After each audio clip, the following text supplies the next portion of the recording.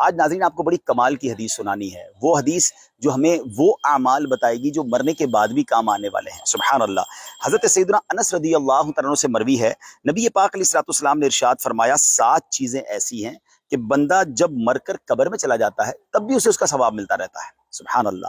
وہ 7 چیزیں کون سی ہیں؟ غور کر لیجئے، اگر ابھی تک ان میں سے کوئی ایک چیز بھی ہم نے نہیں کی تو ضرور کرنی چاہیے۔ نمبر 1، اس نے علم سکھایا ہو۔ سبحان اللہ، مبارک ہو ان علماء کرام کو جو علم دین سکھاتے ہیں، اپنے طلباء چھوڑ کے جاتے ہیں، کتابیں لکھ کر چلے جاتے ہیں۔ سبحان اللہ۔ نمبر 2 فرمایا نہر کھدوائی ہو۔ نمبر 3 کنواں کھدوایا۔ نمبر 4 پھلدار درخت لگایا۔ نمبر 5 مسجد بنائی ہو۔ نمبر 6 وراثت میں قرآن پاک چھوڑا، یا نمبر 7 ایک ایسی نیک اولاد چھوڑی جو اس کے لیے استغفار کرے۔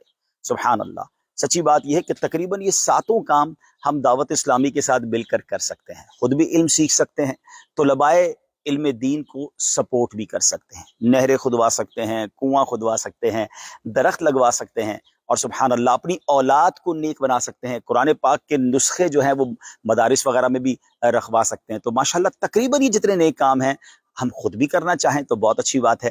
آپ کی دعوت اسلامی بھی موجود ہے، آئیے رابطہ کیجئے اور صدقہ جارے والے کام کیجئے۔ ہمیں نہیں معلوم کب دنیا سے چلے جائیں گے، مگر ایسے کام ضرور کر لیجئے کہ جب قبر میں تنہا ہوں ہمیں نیکیاں ملتی رہیں۔ درخت جہاں بھی دنیا میں ہوں آنکھوں کو بھلے لگتے ہیں، موسم کو خوشگوار بناتے ہیں۔ آئیے نیت کیجئے، پودا لگانا ہے، درخت بنانا ہے۔